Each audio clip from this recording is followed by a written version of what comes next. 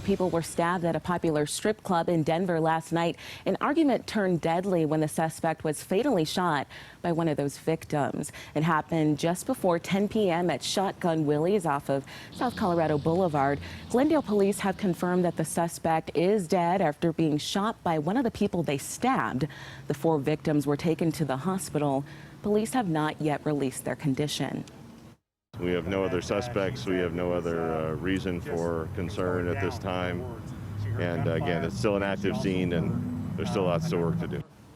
And it is unclear what led up to the stabbing. Anyone with information is asked to call Glendale police.